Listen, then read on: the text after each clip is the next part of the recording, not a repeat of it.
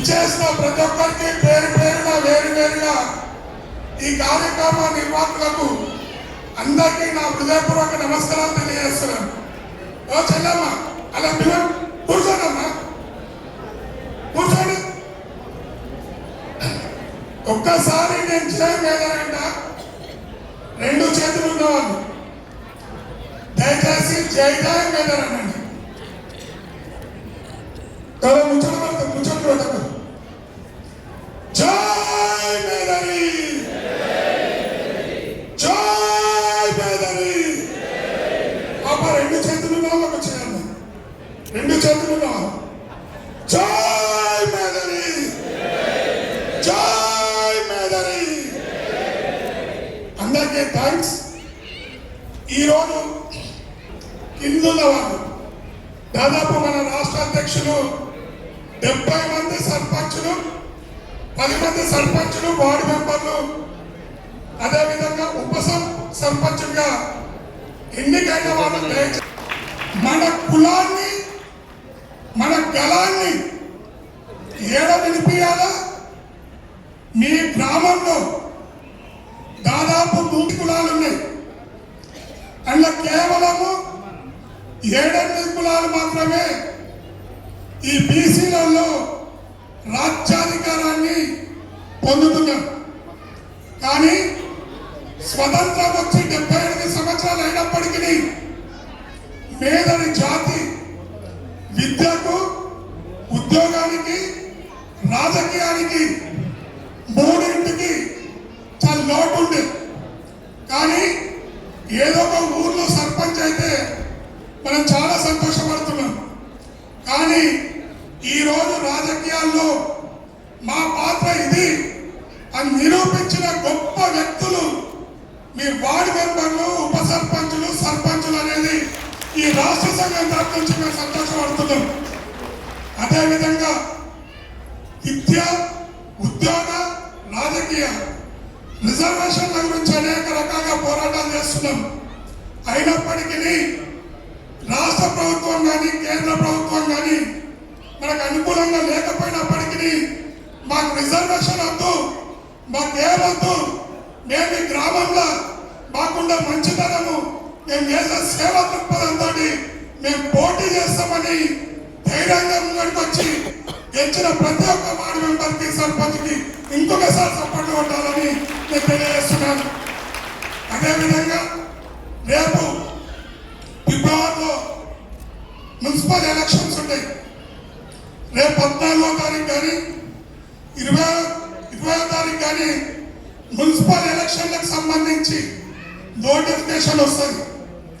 Notification వచ్చినప్పుడు 117 మున్సిపాలిటీలు, 6 corporation ఉండాలి అన్నా ఉండే 117 కార్పొరేషన్లు, మున్సిపాలిటీలు, 6 కార్పొరేషన్లు, ఇవన్నిటికీ ఎన్నికలు జరుగుతాయి.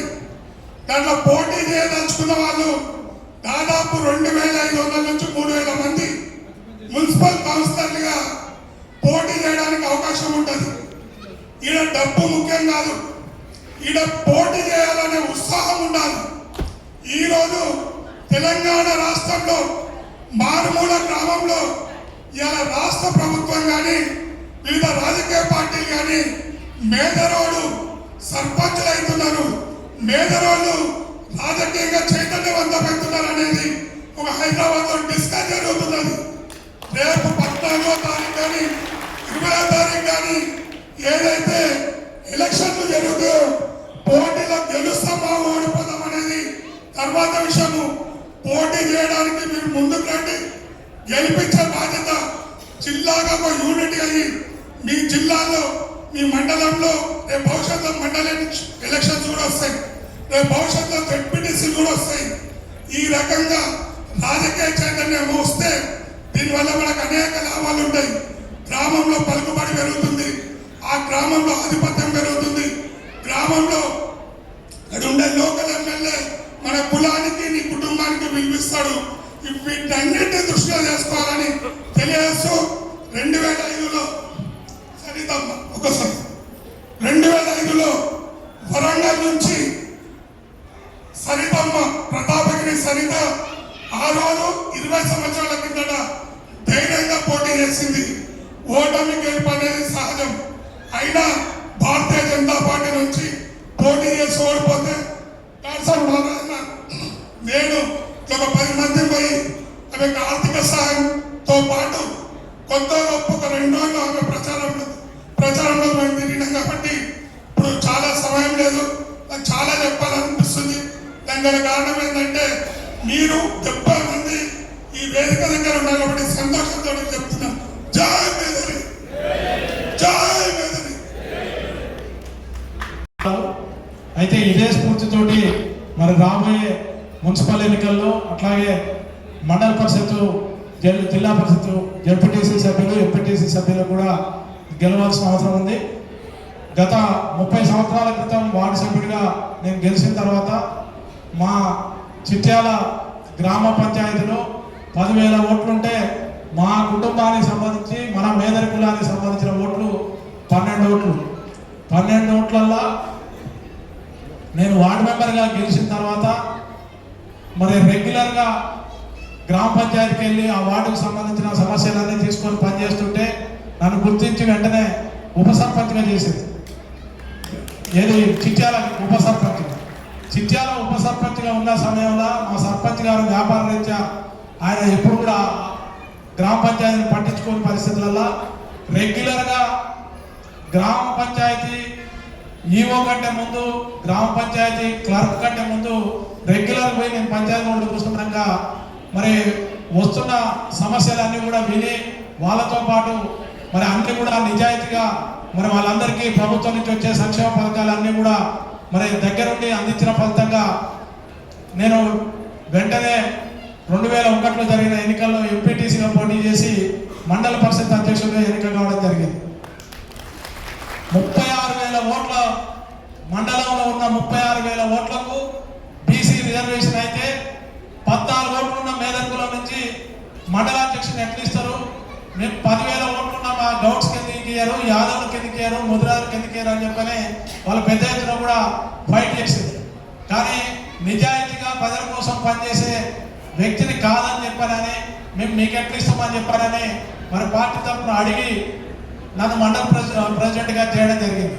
5 ఏళ్ల పాటు మండలాధ్యక్షుడిగా మరి వచ్చే ప్రతి డబ్బు కూడా సుమారు అప్పుడు పనికి ఆహార పథకం కింద సంవత్సరానికి 3 కోట్ల రూపాయలు చొప్పున 15 కోట్ల రూపాయలు మా మండల పరిషత్కి వస్తే అది రోడ్లకు, మురికాలకు, దేనికో పెట్టుకుంటే మరి 30% కమిషన్ ఇచ్చేది ఆ కాలంలో. పనికి ఆహార పథకం సగం బియ్యం, సగం పైసలు.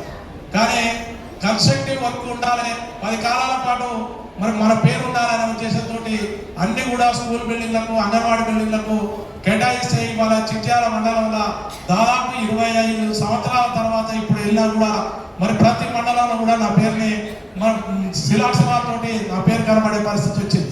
ఆ రోజు తెలంగాణ మేదర్ మహేంద్ర సంఘం నుంచి పెద్ద బాబాల్ గారు, వెంకటరాముడు గారు మరి అడ్రస్ వెతుక్కుంటూ వచ్చి మేము దేవరకొండలో, మా నల్గొండ జిల్లా దేవరకొండలో చిన్న సన్మాన సభ పెడితే మరి ఆ సభకు పిలిచి బాగా ఎన్నికైనమని చెప్పని వారు శాతం కప్తే అది ఈరోజు నేను మరి ఆ మండల పరిషత్ ఎన్నిక అయిపోయిన తర్వాత, పదవి కాలం అయిపోయిన తర్వాత కులం కోసం పనిచేసే విధంగా నన్ను ఆ రోజు వాళ్ళు చేసిన సన్మాన కార్యక్రమం నన్ను అటువైపు తిప్పింది. మరి ఈరోజు కులం కోసం పనిచేస్తూ ఇవాళ రాష్ట్ర అధ్యక్షుడిగా బాధ్యతలు నిర్వహిస్తున్నాను. అంటే అంకిత భావం ఉంటే, చేయాలనే తపన ఉంటే, చేసే సంకల్పం ఉంటే ఏ ఆటంకాలు వచ్చినా కూడా కులం తక్కువదా, ఎక్కువదా, చిన్నోడా, పెద్దోడా, డబ్బున్నోడా లేదా అనేది ఏది కూడా మనకు అడ్డం రాదు. మనం అనుకున్న దిశగా, మనం గెలుపు దిశగా మనం పయనిస్తాం. మీ అందరికీ తొలిపెట్టు. ఇదే దీన్ని పునాదిగా చేసుకొని రాబోయే కాలంలో మరి రాజకీయంగా మీరు అందరూ కూడా అభివృద్ధి కావాలని చెప్పని మీ అందరికీ మరొకసారి రాష్ట్ర కమిటీ తరఫున ప్రత్యేకంగా తెలియజేస్తున్నాం. కొంతమంది ఇప్పుడేదో మేము సన్మానం మేమే చేస్తున్నాము, మేమే గుర్తిస్తున్నాము అంటే ఇప్పుడు దాకా మురళనే చెప్పింది. 20 ఏళ్ల కిందనే వరంగల్ సరిత గారికి హైదరాబాద్ నుంచి వెళ్ళి ప్రచారం చేశారు. 25 ఏళ్ల క్రితమే, 30 ఏళ్ల క్రితమే నేను వాట్సాప్లో తెలిస్తే వెంకటరామన్ సారు మహేంద్ర జ్యోతి పత్రిక అని చెప్పని ఒక పత్రిక రాసేది. ఆ పత్రికలో